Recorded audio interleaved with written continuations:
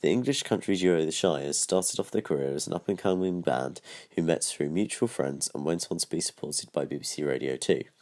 They have always had a distinctive sound and an original perspective on their genre, and have used this to build an artist identity. Examples of this can be seen within this visual essay, which was created in order to demonstrate this very point. They have also spoken about their songwriting approaches, saying that they actually write, or at the very least brainstorm ideas for songs separately. They then pitch these songs to each other. The two have such a compatible writing strategy that they have even said that each of them has written some songs separately, but on similar topics through complete coincidence. In this section, I aim to discuss these topics and several more, as well as demonstrating them through related imagery. In analysing popular music sound text, Machin talks about the purpose of artists' artwork by saying, artists need to tell us about themselves, about who they are, their meaning as an act, and how to understand their music, not just through the kinds of sounds they make, but also through the way they look and move. Through the photographs in which we see them and the artwork they use on record sleeves. This relates to the Shires album's artwork in many ways. Firstly, the band uses some of their publicity shots and album covers to reflect the mood and some of these topics for their music.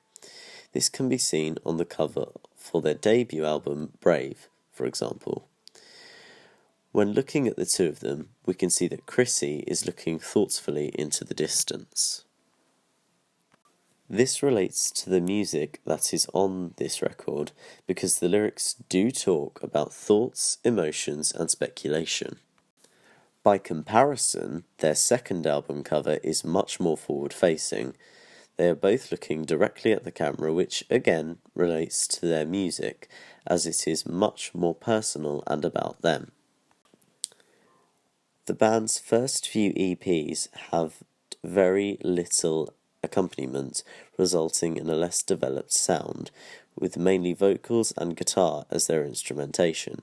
However, they have evolved musically as artists, and so they have needed quite a sizable band for accompaniment that goes with the music that they have been making since they have been releasing full-length albums. The band's simplistic roots can still be seen in their performance style, as well as being forward-facing. This is due to the fact that on stage, the focus is still only on the two of them, despite the many different instrumentalists accompanying them. When watching them perform live, there is a strong sense of them talking about personal topics and enjoying doing so, and the audience watching is almost an embraced secondary feature for them. You almost get the feeling that they are telling each other about themselves, and because the audience has decided to watch, they have decided to tell them too. The band also uses their promotional imagery to connote their genre. For example, if we were to return to looking at their album covers, we can see aspects of this imagery, such as what they are wearing, i.e. Stetsons, and their location, i.e. on a train track in the countryside. This helps regular fans to recognise the fact that they may be sticking to a similar sound on these albums, as well as allowing new fans to get to know them as artists just by looking at their album covers. The Shires show a lot of aspects of their artist identity through their performativity as well as through many different forms of media, which I will be looking at.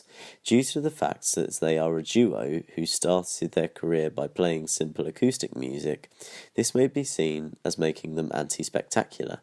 In Performing Rights Evaluating Popular Music, Simon Frith has a whole chapter on performance itself and says performers use their body as the object or sites of narrative, and feeling.